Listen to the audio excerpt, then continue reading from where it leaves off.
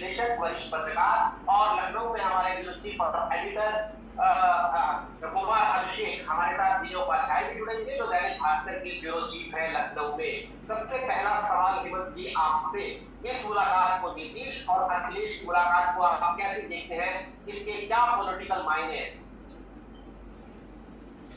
देखिए नीरज जी, ये मुलाकात दरअसल जिस माहौल में हुई है वो माहौल स्वस्थ नहीं है। गुड़गांव में मेदांता हॉस्पिटल में नेताजी यानी मुलायम सिंह यादव जी का इलाज चल रहा है। तो एक तो मुझे लगता है कि हम जिस समाज में रहते हैं वहाँ किसी भी विषय की बुनियाद या किसी का जो प्रारंभ है वो स्वस्थ वातावरण, वो इसकी प्रत्याशा होती है। वो अखिलेश यादव से बात करने गए या मुलायम सिंह यादव जी की सेहत का हाल लेने गए, ये स्पष्ट नहीं है।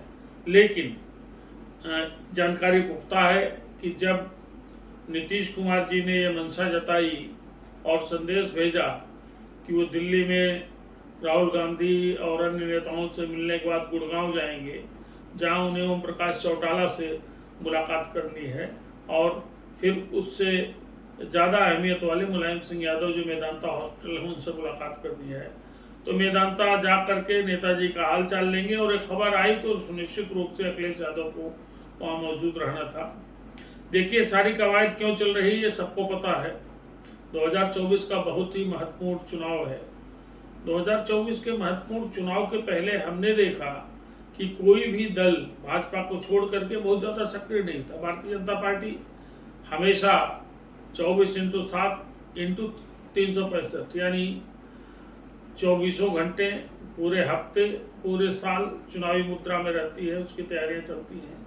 लेकिन एक फर्क जरूर दिखा है हम लोगों को कि जब से नीतीश कुमार ने अपना ये नया कदम उठाया, बिहार में जो बड़े पैमाने पे तब्दीली हुई, सियासत ही पलट गई, उसके बाद से हलचल थोड़ी सी बढ़ गई है अपोजिशन में भी और एक माहौल सा बनाने की कोशिश हो रही है कि कैसे घेरा जाए, यानी एक बड़ा गठबंधन कैसे बनाया जाए, महागठबंधन का कैसे स्वरूप दिया जाए और फिर भारतीय जनता पार्टी को अर्दब में लिया जाए। अर्दब में लिया जाए मतलब भारतीय जनता पार्टी को कायदे से घेरा जाए और नीतीश कुमार इसकी अगुवाई कर रहे हैं। प्रधानमंत्री के उम्मीदवार हों या न हों ये दूसरा विषय है। फिलहाल पहला लक्ष्य उनका है कि कैसे एक गोलबंदी हो, बड़ी गोलबंदी हो और जो भी एक एंटी इनकम्बेंसी है उसका लाभ उठाया जाए। कुल मिलाकर के कवायद है और सुनिश्चित रूप से जब आप इस तरह की मुहिम में जुड़ते हैं तो उत्तर प्रदेश एक बहुत बड़ा राजनीतिक दृष्टि से उर्वर प्रदेश है और सबसे बड़ी अपोजिशन की पार्टी समाजवादी पार्टी है जिसके अगुवा मुलायम सिंह यादव का संरक्षण और उनके सुपुत्र का नेतृत्व है अखिलेश यादव का। तो ये मुलाकात उस दृष्टि से हुई है और जरूरी नहीं कि उस मुलाकात में कितनी देर सेहत का हाल लिया जाए, कितनी देर पॉलिटिकल चर्चा की जाए, लेकिन इन मुलाकातों का एक राजनीतिक संदेश होता है, एक राजनीतिक संदेश देने की कोशिश है। वैसे भी आप जानिए कि अगर कुछ बातचीत करनी होगी तो टेलीफोन है और भी संसाधन है, साधन है, उससे तमाम नीतिगत बातें और रणनीतिक बातें तय की जा सकती हैं।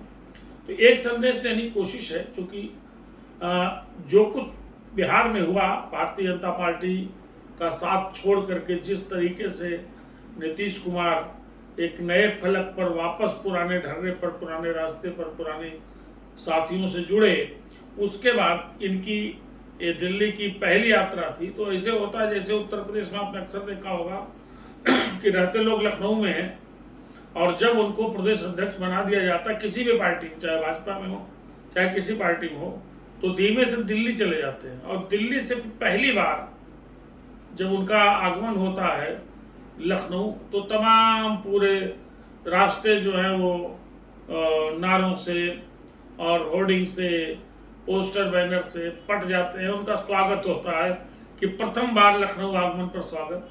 वैसे मुझे लग रहा है कि राजनीति की अपनी दिशा एकदम से 360 डिग्री पे जा करके 180 डिग्री से पलटने वाले नीतीश कुमार की ये इस प्रकरण के बाद पहली दिल्ली यात्रा थी। तो स्वाभाविक रूप से मेल मिलाप करना था, जो लाइक माइंडेड लोग हैं या जिनको जोड़ करके आगे एक बड़ा कुनबा बना सकते हैं भाजपा को चैलेंज करने का। लेकिन चूंकि आज जो मुलाकात हुई उसका विषय उत्तर प्रदेश ही रहा होगा सुनिश्चित रूप से, तो आप जानिएगा उत्तर प्रदेश की स्थितियां, मुझे लगता है कि आंतरिक स्थितियां, राजनीतिक स्थितियां नहीं बदली हैं। लेकिन एक चीज में जरूर बदलाव मैं देख रहा हूं कि बिहार प्रकरण के बाद और महाराष्ट्र में जो राजनीतिक घटनाक्रम हुआ, नई सरकार आई, उसके बाद के जो वहाँ हालात दिख रहे हैं, इन दोनों बदलावों के बाद उत्तर प्रदेश में भारतीय जनता पार्टी पर एक प्रकार से दबाव बढ़ा है। इस बात का दबाव बढ़ा है कि उत्तर प्रदेश में उनको ज़्यादा से ज़्यादा सीटें इस वक्त जीत के देनी है। इसलिए आपने देखा होगा कि पहले 76, फिर 80, फिर 75, भारतीय जनता पार्टी के किसी बड़े नेता से बात करिए तो दावा कम से कम इतने का होता है। और उत्तर प्रदेश का दबाव इस बात के लिए बढ़ा है कि उत्तर प्रदेश के बगैर दिल्ली फतह नहीं कर सकते, ये स्थापित सत्य है। पर अब समस्या यह है कि अगर बिहार की सीटें कम होती हैं इस अलायंस के बनने के बाद, या महाराष्ट्र से रिस्पॉन्स कम मिलता है पिछले 2019 के मुकाबले, तो उत्तर प्रदेश पर एक स्वाभाविक दबाव बनेगा। नीरज जी, अब उत्तर प्रदेश में भारतीय जनता पार्टी से कैसे निपटा जाए ये अलग विषय है, लेकिन मेरा अभी मानना है कि उत्तर प्रदेश में भारतीय जनता पार्टी बिखरे विपक्ष के नाते इतना ज़्यादा मजबूत है कि उसको बहुत ज़्यादा चुनौती नहीं दी जा सकती। हम लोगों ने भी बाई इलेक्शन में देखा, इसके पहले हम लोगों ने 2022 के असेंबली इलेक्शन में देखा।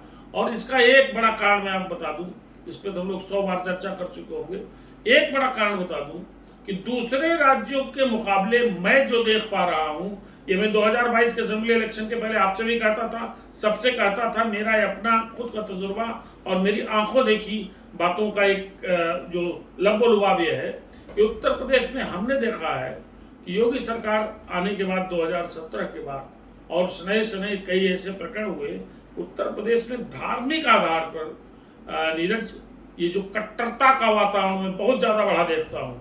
और हम लोग कितनी बात करें, जात की बात करें, जाति गोलबंदी की बात करें, आखिरकार उत्तर प्रदेश में कोई इलेक्शन हो, चाहे असेंबली का हो, चाहे पार्लियामेंट का हो, वो घूम फिर करके आ जाता है वही एक धार्मिक आधार पर कैसे तय करें किसको वोट करना है। और यह बात लगातार ये जो मैं देख रहा हूँ, ये बदलाव लगातार गति पकड़ रहा है और मतलब गंभीरता पकड़ रहा है।